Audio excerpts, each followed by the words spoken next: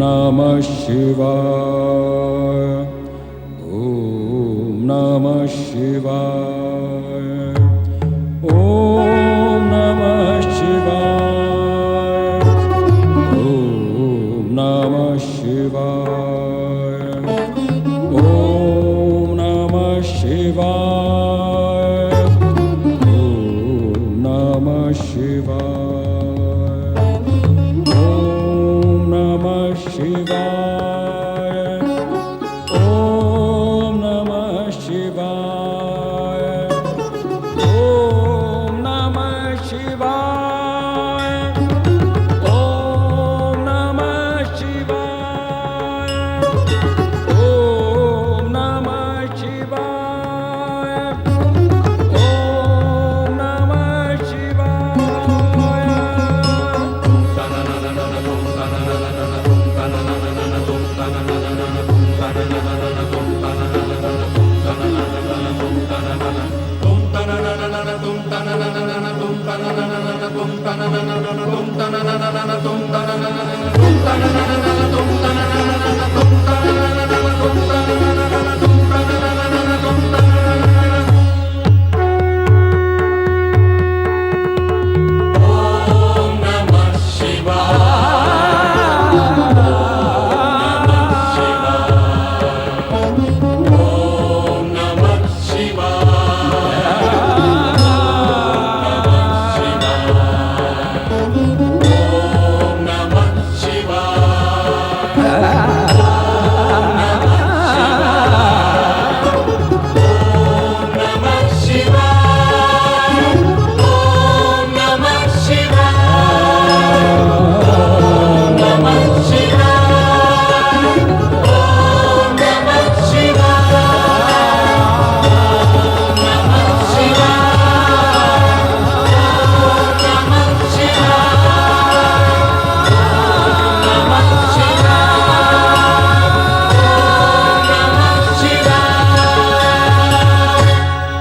ओम नमः शिवाय।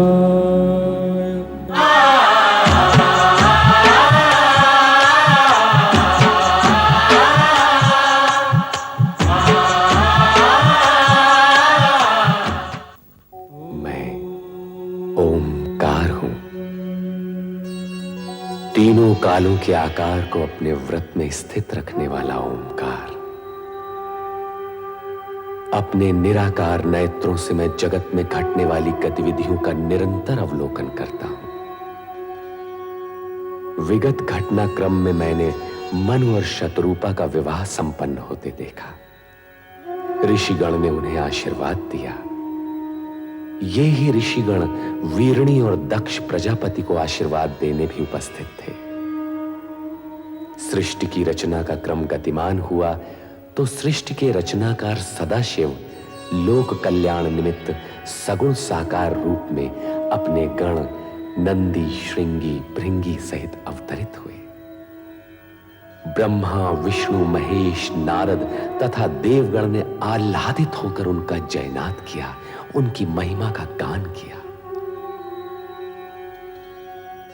देवगण सदाशिव के अवतरण से प्रसन्न अवश्य थे, किंतु शक्ति के अवतार के प्रति जिज्ञासु भी थे।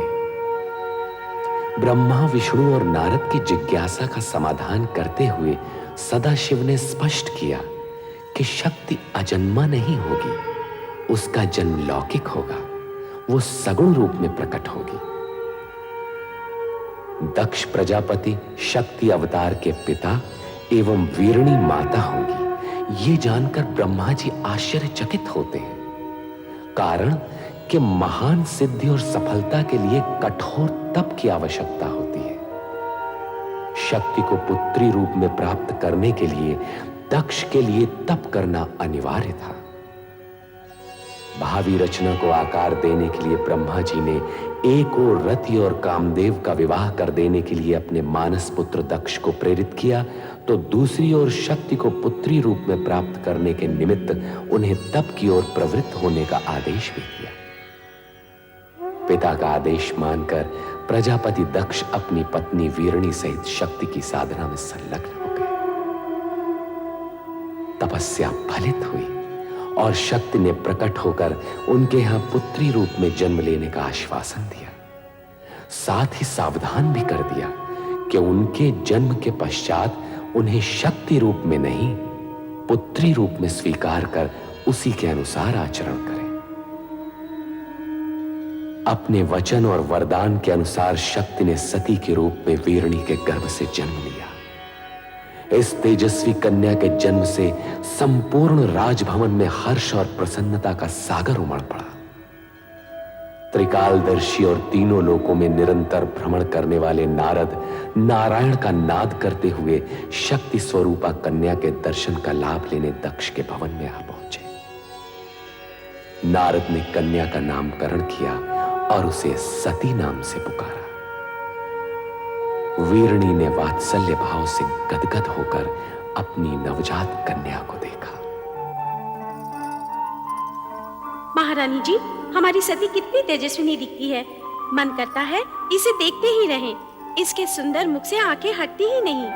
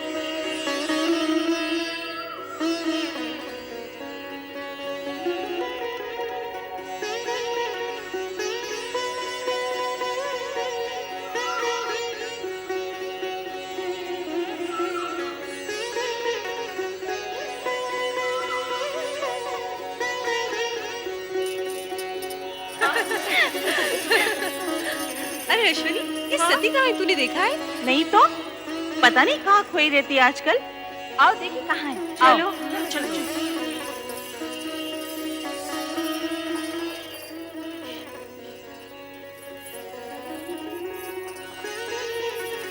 कौन? यही तो हम सब पूछना चाहती हैं सती, कि कौन है वो जिसके ध्यान में तुम हर समय मग्न रहती हो? मैं स्वयं नहीं जानती रोहिणी। पता नहीं कौन है वो जिसके रूपाकार को देखने की उत्सुकता में मेरा मन सदा खोया रहता है।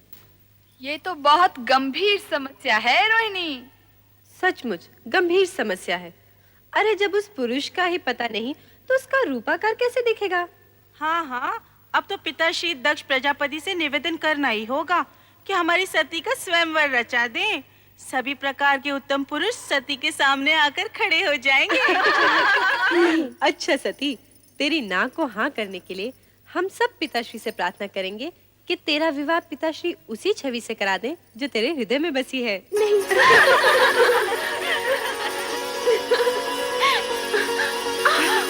अरे सती, क्या हुआ? कहाँ भागे जा रही है? कहीं नहीं माते। अरे कहीं नहीं। सती इतनी बड़ी हो गई फिर भी बचपना नहीं गया।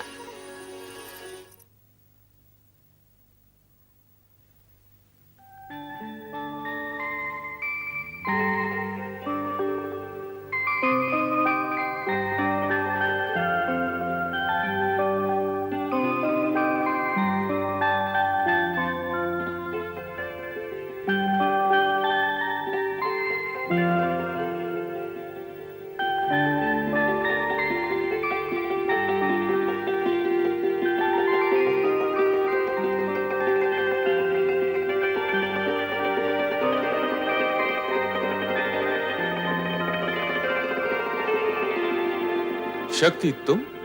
शक्ति नहीं, मैं सती हूँ प्रभु। तुम तो अपने लौकिक नाम रूप की चर्चा करने लगी। सत्य तो यह है कि तुम ही शक्ति हो,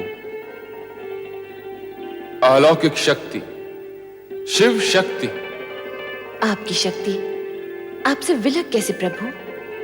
शक्ति का शिव से विलग होना संभव ही नहीं। जिसे तुम विलग समझ रही हो वो हमारी व्यापकता है, सर्वव्यापकता। शिव कैलाश में और शक्ति सती रूप में पृथ्वी पर दक्ष के घर, ये कैसी व्यापकता है प्रभु? जगत में सत्य की प्रतिष्ठा के निमित्त इस व्यापकता की आवश्यकता है प्रिय, कारण कि सत्य से ही कल्याणकारी अर्थात शिव रूप जन्म लेता है।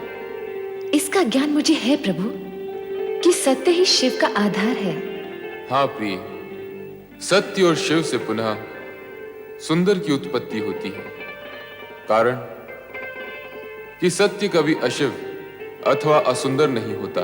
प्रभु, ये ज्ञान भी मुझे है कि आपका सत्यम शिवम सुंदरम रूप ही जगत में व्याप्त है। इसका मूल आधार तो तुम ही हो देवी। मैं? यदि शक्ति न होती तो सत्य स्थिर न होता। शक्ति के कारण ही सत्य की रक्षा होती है, शिवम प्रशस्त होता है और सुंदरम व्यापक होता है। प्रभु, आपने तो सत्यम शिवम सुंदरम का संपूर्ण श्रेय शक्ति को अर्थात मुझे ही दे डाला। सत्य भी यही है। सती या शक्ति से रहित शिव शून्य है।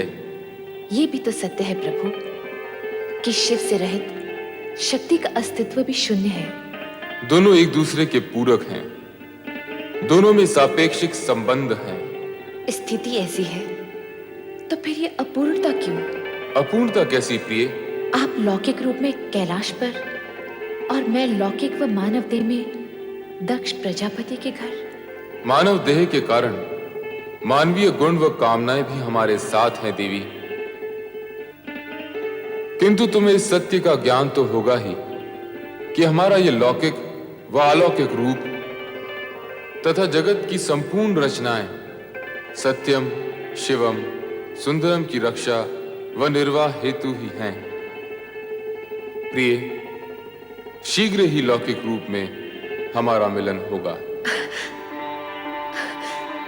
सत्यम शिवम सुंदरम की रक्षा हेतु? हाँ देवी, हमारे मिलन हेतु पंचाक्षरी मंत्र का जाप तुम्हारा आधार होगा। पंचाक्षरी मंत्र अर्थात ओम नमः शिवाय।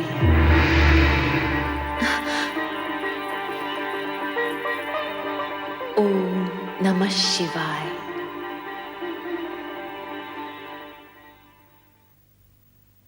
बेटी सती, सती उठो, प्रभात हो गया।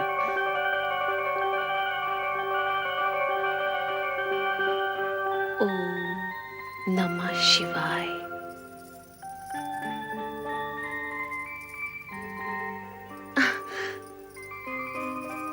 ओम नमः शिवाय, ये क्या है? ये वो पंचाक्षरी मंत्र है माते जो मेरा कल्याण करेगा। इस मंत्र की अनुभूति मुझे स्वप्न में हुई थी जब मैं उनके समक्ष खड़ी थी। तुम किसकी बात कर रही हो पुत्री? भगवान शिव शंकर की। वे ही मेरे स्वप्न में आए थे। क्या शिवजी तुम्हारे स्वप्न में आए थे? हाँ माते, उन्होंने मेरे मन की सारी व्यग्रता शांत कर दी। उनसे मिलकर मुझे ये ज्ञान हुआ कि मैं पार्थिव शिवलिंग बनाकर शिव आराधना करूं। तत्पश्चात ही उनसे मिलन होगा। सती, सती तुम्हारी बात पर विश्वास। मेरी बात पर विश्वास करो माते, ये सत्य है। पार्थिव शिवलिंग द्वारा शिव आराधना करने से ही मुझे मनोवांछित फल मिलेगा। ओम नमः शिवाय। ओम नमः शिवाय। ओम नमः शिवाय। ओम नमः शिवाय। ओम नमः शिवाय। ओम नमः शिवाय। ओम नमः शिवाय। ओम नमः शिवाय। ओम नमः शिवाय। ओम नमः शिवाय। ओम नमः शिवाय। ओम नमः शिवाय, ओम नमः शिवाय, ओम नमः शिवाय, ओम नमः शिवाय, ओम नमः शिवाय, ओम नमः शिवाय, ओम नमः शिवाय, ओम नमः शिवाय, ओम नमः शिवाय, ओम नमः शिवाय, ओम नमः शिवाय, ओम नमः शिवाय, ओम नमः शिवाय, ओम नमः शिवाय, ओम नमः शिवाय, ओम नमः शिवाय,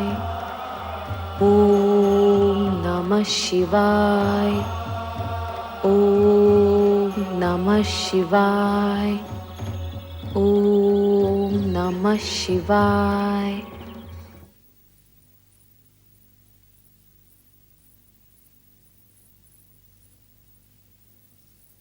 स्वामी, महारानी, राजकुमारी सती कहाँ है? वो शिव आराधना करने नदी तट पर गई है स्वामी। शिव आराधना? किसने कहा उसे शिव आराधना करने के लिए? शिवजी ने। वे सती के स्वप्न में आए थे। वो स्वप्न के बाद सती बदल सी गई है। ये नहीं हो सकता महारानी। दक्ष प्रजापति के होते हुए ये कदापि नहीं होगा। सती हमारी पुत्री है। उसके हिताहित के विषय में सोचना हमारा कर्तव्य है और सती के प्रति हम अपने कर्तव्य का पालन अवश्य करेंगे। ओम नमः शिवाय, ओम नमः शिवाय, ओम नमः शिवाय, ओम नमः शिवाय, ओम नमः शिवाय। पुत्री सती, पुत्री सती, प्रणाम पिताश्री। ये तुम क्या कर रही हो? पिताश्री, देवेश्वर शिव ने आज्ञा दी है कि मैं इसी प्रकार शिव आराधना करूं। वे मुझे शीघ्र ही मिलेंगे। कदापि नहीं, कदापि नहीं पुत्री। नमः शिवाय। ये ना भूलो कि तुम विशाल साम्राज्य के स्वामी दक्ष प्रजापति की राजकन्या हो। पिताश्री, मेरी यही आकांक्षा है कि देवेश्वर शिव के साथ मेरा मिलन शीघ्र ही हो और इसी मिलन को संभव बनाने के लिए परमात्मा शिव की आज्ञा अनुसार मैं ये पूजा कर रही हूँ। ओम नमः शिवाय। तनिक सोचो पुत्री, तनिक सोचो। उस विचित्र वेशधारी कैलाश निवासी से तुम्हारा विवाह कैसे संभव होगा? एक प्रजापालक नरेश होते हुए हम स्वयं अपनी पुत्री को एक वैरागी के हाथों कैसे सौंप सकते हैं? जो पूर्व निश्चित है उसे आप विफल कैसे कर सकते हैं? मेरा जन्म ही देवेश्वर शिव की चरणों की सेवा के लिए हुआ है पिताश्री। ये तुम्हारा भ्रम है सती। स्वप्न की बातें कभी सत्य नहीं हुआ करती। तुम जो कुछ भी कर रही हो वो तुम्हारे भ्रम का परिणाम है।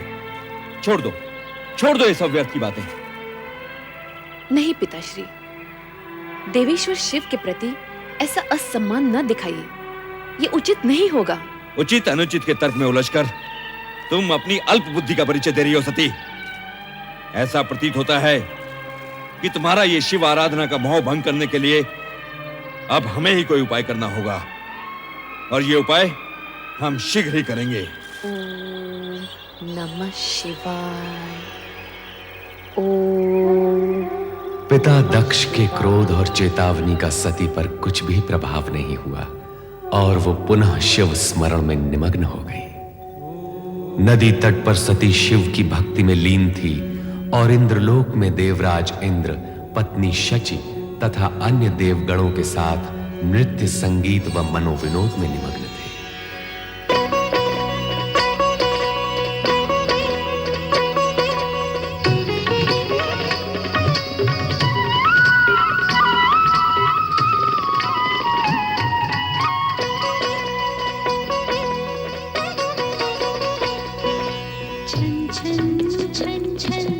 पायल छन के खन खन खन खन गंग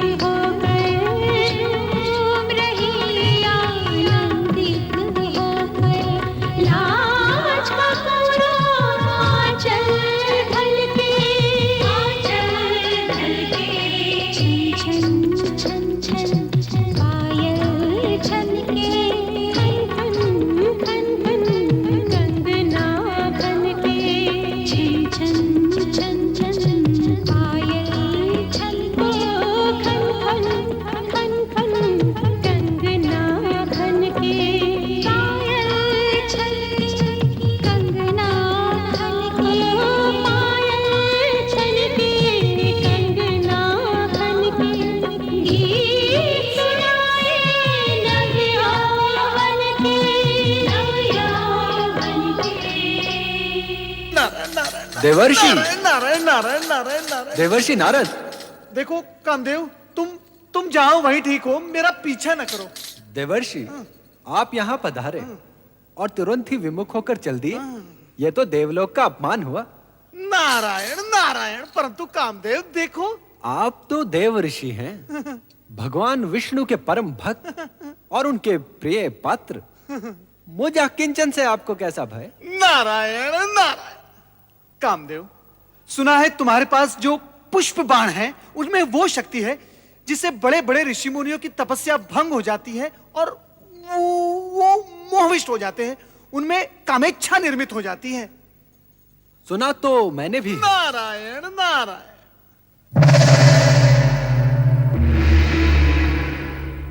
किंतु मैं पुष्प बाण की इस शक्ति को देखना भी चाहता हूं। किसी सुपात्र पर इसका प्रयोग करना चाहता हूं। और आप? नारायण नारायण। कामदेव, ऐसा नहीं हो सकता। मैं नारायण भक्त बाल ब्रह्मचारी, प्रयोग के लिए क्या मैं ही शेष रह गया हूं? ये घृणित विचार तुम छोड़ दो। घृणित विचार? ये आप क्या कह रहे हैं देवऋषि? यदि ये कृत्य घृणित होता तो क्या परमपिता ब्रह्मा मुझे इसकी आज्ञा देते? आप इतने विद्वान हैं, इतने ज्ञानी हैं, फिर भी इतनी सी बात नहीं समझते कि बिना कामेच्छा के जागृत हुए नर नारी एक दूसरे के प्रति आकर्षित कैसे होंगे? और यदि आकर्षित नहीं होंगे तो सृजन कैसे होगा देवर्षि? तुम्हारा तर्क उचित है। तो फिर पहला पुष्प बाण यहां स्वर्ग लोक में किसी उचित पात्र पर छोड़ना। हो सकता है प्रयोग ही प्रयोग में कोई स्वर्गिक सृजन ही हो जाए। नारायण नारायण। जहां पहले से ही गीत संगीत और उन्माद की भावना व्याप्त है, वहां ये पुष्प बाण भला क्या प्रभाव डालेंगे? इनकी शक्ति का प्रमाण देखना है तो इनका प्रयोग किसी इंद्रिय जय, जीवन से विरक्त और साधु मना व्यक्ति पर किया जाए। आप तो स्वयं इसी कोटि में आते हैं ना मुनिवर। और देखो कामदेव, इससे पहले कि मैं तुम्हें श्राप दूं, मेरी दृष्टि से दूर हो जाओ। नारायण नारायण। आपने मेरी पूरी बात तो सुनी ही नहीं। मैं तो ये कह रहा था कि आप मुझे किसी ऐसे पात्र का नाम बता दीजिए जो मानव दुर्बलताओं पर विजय पाकर भगवान में लिप्त हो। देवर्षि, हर ऐसे स्थान में तो आपका आना जाना लगा ही रहता है जहां प्रभु का नाम लिया जा रहा हो। कृपा करके कुछ बताइए ना। देवी संध्या। देवी संध्या? ये कौन है देवर्षि? एक ब्रह्मचारिणी जो दिन रात ऋषि मुनियों के सत्संग में रहकर मानवीय दुर्बलताओं पर विजय प्राप्त कर चुकी है। कामदेव, मुझे पूर्ण विश्वास है कि उस पर आपके ये पुष्प बाण व्यर्थ जाएंगे। यही तो देखना है देवर्षि। और हां, सुपात्र की खोज में सहायता देने के लिए धन्यवाद। नारायण नारायण। ब्रह्मचारिणी संध्या। ओम आदित्याय नमः स्वाहा। ओम आदित्याय नमः स्वाहा। ओम आदित्याय नमः स्वाहा। ओम वैश्वनराय नमः स्वाहा। ओम वैश्वनराय नमः स्वाहा। ओम वैश्वनराय नमः स्वाहा। ओम आदित्याय नमः स्वाहा। ओम आदित्याय नमः स्वाहा। ओम वैश्वनराय नमः स्वाहा। ओम वैश्वनराय नमः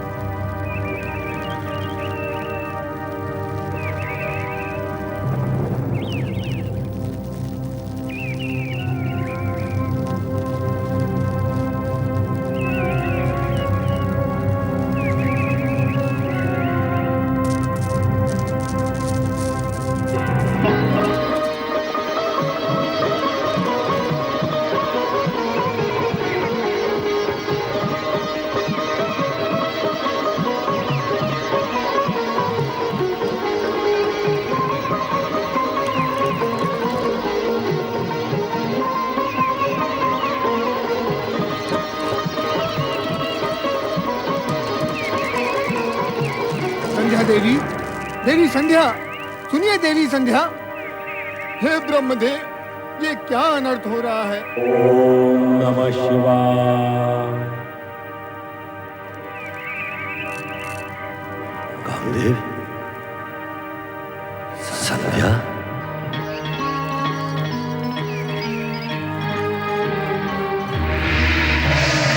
कामदेव,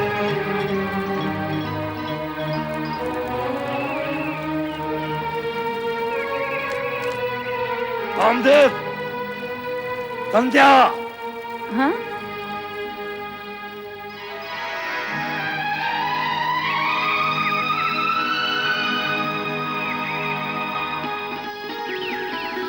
संध्या,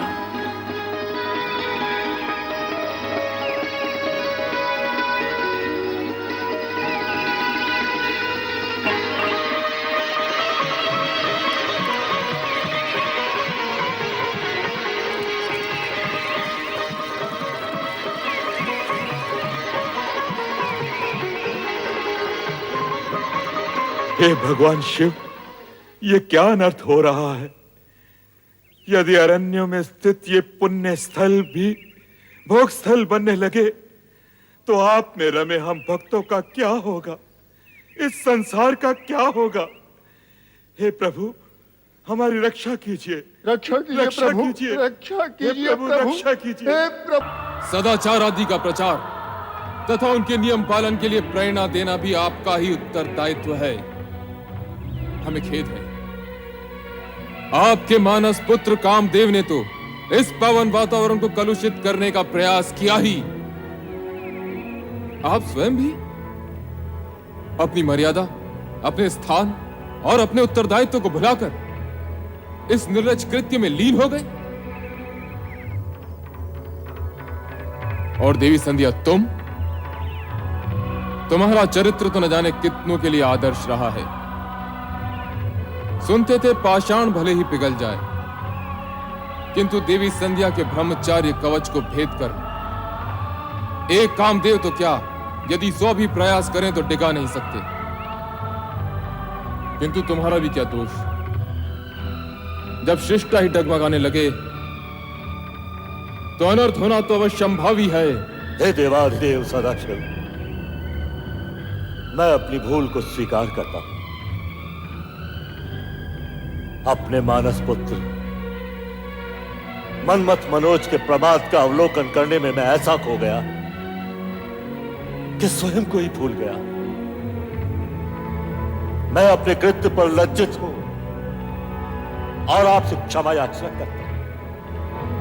मैं नहीं जानती भगवान कि यह सब कैसे हुआ, किंतु इतना अवश्य जानती हूँ कि एक ब्रह्मचारिणी का मन यदि पल भर के लिए भी चंचल हो उठे तो ये पाप है। मुझसे भी पाप हुआ है। मैं बहुत लज्जित हूँ भगवान, मुझे क्षमा करें, मुझे क्षमा करें।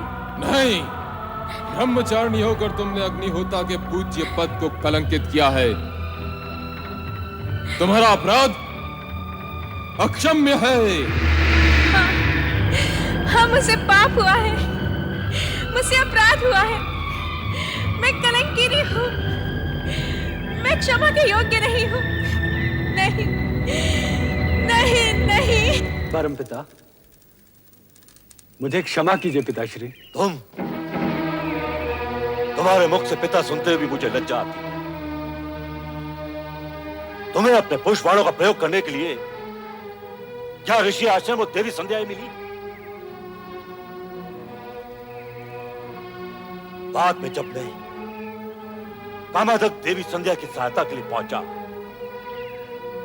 तो तुमने मुझे ही अपने पिता को ही दूषित करने का दुष्ट चक्र चलाया। जो हुआ उसका मुझे खेद है पिताश्री, किंतु ये सत्य है।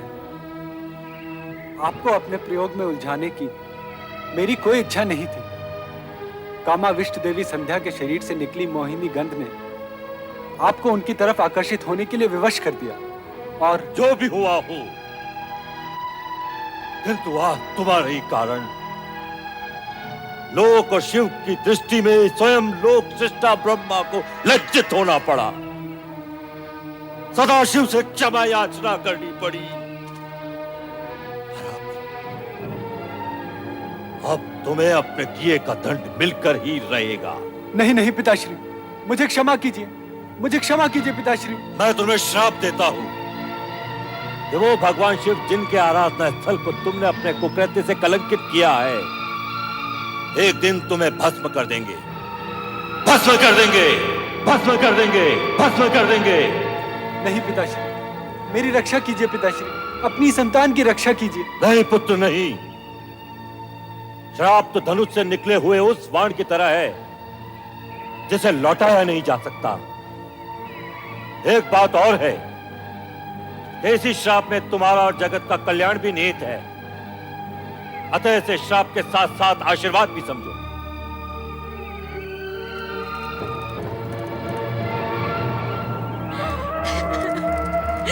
मैं पापी हूँ, मैं अपराधी हूँ, मैं पापी हूँ, मैं कलंकिनी हूँ, मैं कलंकिनी हूँ, मैं कलंकिनी हूँ, मैं कलंकिनी हूँ, मैं कलंकिनी हूँ, मैं कलंकिनी हूँ, मैं कलंकिनी हूँ, मैं कलंकिनी हूँ, मैं पापिन हूँ, मैं पापिन हूँ, मैं पापिन हूँ, मैं कलंकिनी हूँ।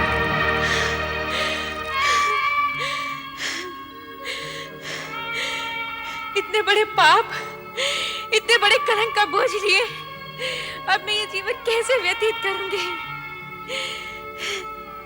जिस शिव की एक झलक पाने के लिए बरसों से इस जीवन को पुण्य कर्मों में लगाए रखा था, वही शिव आज सामने भी आए तो मात्र ये कहने के लिए कि मेरा पाप अक्षम्य है। अब मेरे जीवन का क्या अर्थ और बिना अर्थ के ये जीवन कैसा?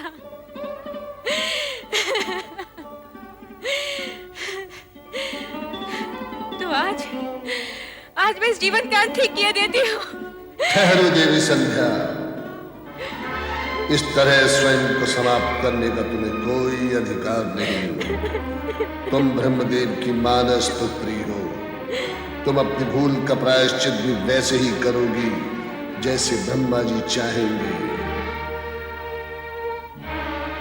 ओम नमः शिवाय, ओम नमः शिवाय, ओम नमः शिवाय, ओम नमः शिवाय, ओम नमः शिवाय, ओम नमः शिवाय।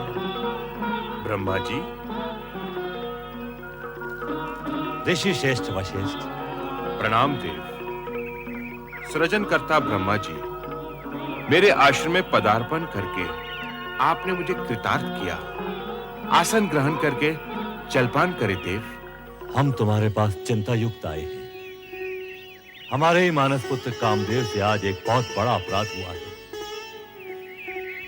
उसने महर्षिनी संध्या को अपने पुष्पबाण से कामावेशित कर दिया, जिससे आश्रम का वातावरण दूषित होने लगा। तब देवादिदेव श्री शिव शंकर ने एक ऋषि के आह्वान पर देवी संध्या को बहुत प्रताड़ित किया। पाप बोझ से लज्जित संध्या अपने जीवन का अंत करने ही वाली थी, किंतु उसे यह कहकर रोक दिया गया कि देह त्यागने से उसके पापों का प्रायश्चित नहीं होगा। आपकी बातों से ऐसा लगता है सृजनहार कि देवी संध्या ने ये भूल जानबूझकर नहीं की। हे ब्रह्मा जी, आपसे प्रार्थना है कि आप देवी का मार्गदर्शन करें और उन्हें प्रायश्चित करने का उपाय बताएं। मात्र एक उपाय है, वो है देवादिदेव श्री शिव शंकर के क्रोध को अपनी तपस्या से शांत करना। तुम्हारे पास हम इस कारण से आए हैं कि तुम देवी संध्या के पास जाओ, शिव महिमा और शिव तपस्या की विधि से उन्हें अवगत कराओ। जो आज्ञा परमदेव।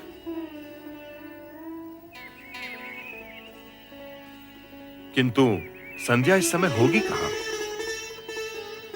संध्या अपने आश्रम के पास वाले वन में एक पर्वत पर बैठकर अश्रु बहा रही होगी।